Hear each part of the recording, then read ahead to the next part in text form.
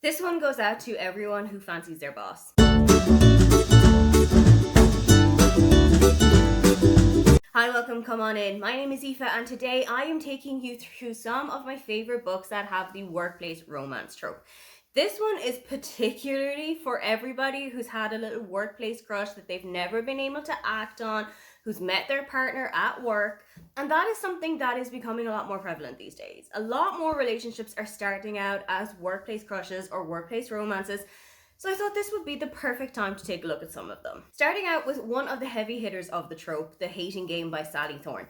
This has also been made into a movie starring Lucy Hale, and it is following Josh and Lucy. They used to work for separate publishing houses that have come together in a merger. They're both working for the previous CEOs, they are both assistant to the previous CEOs, but there has become a promotion available. They are going to be the vice assistant to both of the CEOs together. And both Josh and Lucy are the perfect candidates for the role. What follows can only be described as sabotage, trying to one up the other with any means necessary, but also spending a lot more time together, getting to know each other, because while Josh and Lucy have previously clashed heads over everything, spending a lot more time together and getting prepared for the pitches has really started to warm each other. Act Your Age Eve Brown by Talia Hibbert follows Eve, by far the most chaotic of the three Brown sisters. Eve is the youngest, and she's always kind of been a little bit flighty. She's never really held a job down, she doesn't really have a lot of responsibilities, so her parents sit her down one day and tell her that they are cutting her off financially. If she wants to get money, she's going to have to go out, get a job, and work for it like her two older sisters are doing. Eve storms off in the family car and passes a hotel that is hiring for a professional cook. She goes in, doesn't exactly ace the interview with Jacob, and when leaving the hotel afterwards, runs him over with her car and breaks his arm. In kind of penance, Eve is going to be taken on as the hotel's chef and kind of as a regular dog's body. So she's going to be doing a lot of the maid work, she's going to be doing a lot of housekeeping, of cooking, and basically getting to know Jacob and breaking down some of his walls. Jacob is also neurodivergent, and I really enjoyed the relationship between Jacob and Eve, particularly because it makes Eve discover a couple of things about herself, and maybe she is not neurotypical as she's previously thought she was. I really enjoyed this book. Eve is one of my favourite characters because she is just so chaotic, but she's also incredibly caring and wonderfully friendly, and I absolutely love this finish off to one of my favourite series. The Worst Best Man by Mia Sosa follows Catalina, or Lena. She is a wedding planner who, ironically, was left at the altar on her big day because it turns out that the groom's best man had a chat with him and made him seem that marriage just wasn't something that he was on board with. Fast forward a couple of years later, and Lena is working as a hugely successful wedding planner, and she is about to get a huge campaign and a huge contract with one of the biggest boutique hotels in the area. The issue is that she is going to have to work with Max in order to get this campaign for herself. Max is the aforementioned best man from her and Andrew's wedding, who it turns out accidentally told his brother to call off the wedding. Lena and Max are obviously at loggerheads with one another because she sees him as having absolutely destroyed her future. So clearly there's no way that they're going to be able to work with one another, but there's also clearly no way that they're ever going to want to be with one another, right? Julia Whelan is one of the best romance audiobook narrators out there, so when she released Thank You for Listening, and it's about an audiobook narrator, you know that you're in for a great story here. This is about Sonny, who used to work as an actress but had a horrific car accident a few years ago, which has completely ruined her self-confidence, and she now finds comfort in the confines of a sound booth. She is a hugely successful audiobook narrator, and this has given her the confidence to get back out there and has also given her a little bit of comfort with dealing with her ailing grandmother. Sonny goes to a book convention in Las Vegas and spends a whirlwind romantic night with a stranger, never expecting to hear from or see them again. When she returns back home, Sonny is given the contract to narrate a hugely successful romance audiobook. It is the last book by one of the world's biggest authors before she passed away, and while Sonny hasn't particularly had a huge successfully romantic life recently, she hasn't been turning towards romance books, but the prospect of the money is really going to help her out with her grandmother, so she decides to give it a try. She's also going to be working alongside Brock McKnight. He is a hugely sought after male romance audiobook narrator, and the two of them hit it off just from the confines of their sound booths, which are separated across the entire country.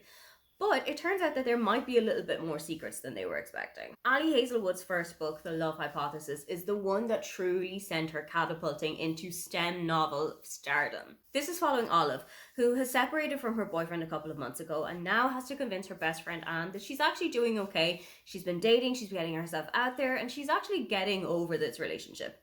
But Anne doesn't believe her, and Olive knows that scientists demand proof. So she lays a kiss on the first person that walks past them.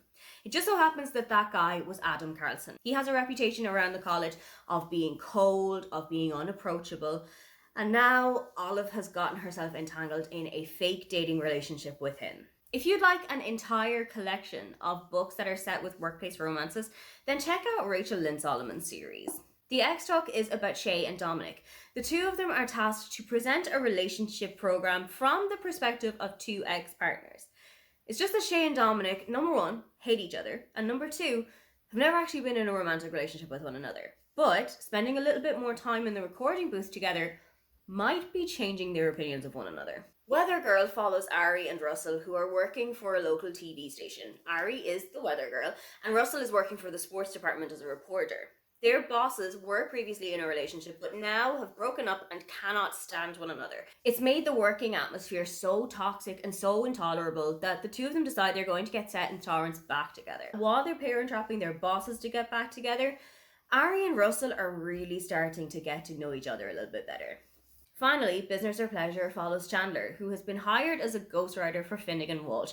He's going to bring out his autobiography and she's going to spend some time with him while he's on the trail of America going to different Comic Cons because he is a hugely popular actor, particularly in a kind of a supernatural TV show that teenagers are eating up whole. Chandler remembers him as the guy who gave her possibly the worst one-night stand she's ever had. She decides that not only is she going to write Finn's autobiography for him, but she's also going to kind of Pygmalion him into the best partner he can be. Turns out, he might be the best partner for her. A hugely underrated workplace romance book is The Couple by Helly Acton. This book takes place in a world where romantic relationships are far from the norm, and there are far more people who are happily single across the world. Millie is working for one of the country's biggest technology firms, and she and her team are developing a pill where you stop getting romantic feelings for somebody. Millie is one of the guinea pigs for the project, so she's been taking small doses of it, and everything is going fine. Until Ben starts working for the company. If you love British humour, then check out If I Never Met You by Vari McFarlane. This is following Laurie, whose life is left spinning when her partner of 10 years breaks up with her. Not least because they are both working in the same law firm. But a chance encounter with Jamie in an elevator gives Laurie a brand new idea as to how she's going to make her ex-boyfriend jealous. Jamie could also cash in on this fake relationship because if he's got a new woman on his hands, it's really going to impress the higher-ups and it might give him a chance to climb the career ladder. But things start to get a little bit difficult when Laurie starts to fall for her fake boyfriend. The Fine Print by Lauren Asher is the first book in the Dreamland Billionaire series, and it follows Zara, who, after submitting a drunk proposal as to how to improve one of the Dreamland's most successful roller coaster rides, she is actually hired by Rowan. He would like her to take on the challenge and to improve the parks a little bit. It's just that Rowan is not exactly one of the easiest bosses to work with. He and Zara have clashed heads over everything, and his attitude is an absolute issue for her. But maybe she can find a way to get him a little bit more on side. Just My Type by Fallon Ballard follows Lana. She has been a professional relationship haver since her high school days. She's gone from long-term relationship to long-term relationship, but now that her most recent one has broken down, she's decided that it's time to take a break, both professionally and in her personal life. Enter Seth. He is her high school boyfriend, and having worked as a freelance journalist for a couple of years, he's decided that it's time to make something a little bit more concrete, so he goes for a job at the magazine that Lana writes for. Their editor is going to pit them head to head, where they have to write a column about experiencing different relationship ideas. Lana is going to take a little bit of time being single, dating around, finding out what works for her, and Seth is going to try his hand at being a relationships guy. And whoever's column is more popular will get the full-time position. But when their relationship wants are so different, surely there's no way the two of them can work it out together. Something to Talk About by Meryl Wisner follows Jo, who is a Hollywood powerhouse who has recently been photographed laughing with her assistant Emma on the red carpet.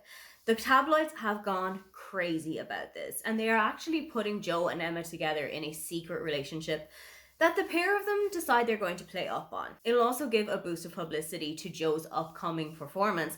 But when they're spending more time together and really starting to lean into the rumor might have a little bit of truth behind it. Before their light and fluffy romances, Christina Lauren wrote fan fiction that turned into Beautiful Bastard. This is an entire series following Chloe, who is studying for an MBA, and Bennett, who is her boss at the firm she's interning. Chloe and Bennett have never seen eye to eye, but staying behind one evening for work turns things on their head. Now, if you're looking for something that is light and something that will just ease you into the romance genre, this is definitely not the one that you should be looking at, because this is pure smut. It's well written and it's enjoyable, but it's pure smut. This is the one where if you want to stay behind at work and have a little bit of a fling with your boss, this is the one that's going to make that come true in your head. Also by Meryl Wisner is Cleat Cute. This takes place on the soccer field and follows Phoebe and Grace. Phoebe has been on the US national team for about 10 years now, but has been sidelined for injury this season. Up steps Grace, who is going to take her place while Phoebe is recovering, but the World Cup is just around the corner and the two women are battling out to be back in that position. While they might not be the best of friends on the pitch, off-field, things are really starting to heat up between the two of them. Another sapphic workplace romance is Astrid Parker Doesn't Fail by Ashley Herring Blake. This is the second in the Bright Fall series, and you might want to check out Delilah Green Doesn't Care first, because it will give you a little bit of backstory as to how we got here in Astrid's tale. She is going to be working as the lead designer on the Everwood Inn, which is going to be featured on a kind of like extreme makeover home edition TV series. Also working on it is Jordan. Not only is Jordan the lead carpenter on the show, she is also a part of the Everwood family, and she is determined to keep the family tradition going. Astrid and Jordan have kind of clashed heads because they had an accidental run-in with one another before the show had even begun. But the producers have asked them to really play up this hatred that they've gotten for one another. But it's getting difficult to pretend that they don't like one another when they're really starting to notice the sparks fly off screen. Shipped by Angie Hockman is kind of like The Hating Game meets The Unhoneymooners. This is following Henley, who has been shipped off to the Galapagos Islands for a week with the task of putting together a proposal for how she's going to boost the bookings and the tourism for her company's trips to the Galapagos. The problem is that Graham, the company's social media manager, is also on board for the exact same reason, and they are going to be vying for the same position. There was a misunderstanding a couple of years ago, and ever since then, Henley has really despised working with Graham. So, while they're within the tight confines of this ship for the entire week, surely she's going to want to push him overboard. Those are some of the workplace romances that I think you should check out if you want to start combining the bedsheets and the spreadsheets. Have you got a workplace romance recommendation for us, or what is one on this list that you stand behind the recommendation? If you'd love to leave me a comment but you can't think of anything you'd like to say, then just leave a graph emoji that you would see in a presentation at work. Don't forget to like and subscribe because I have new videos up every week. Now, get on out of here.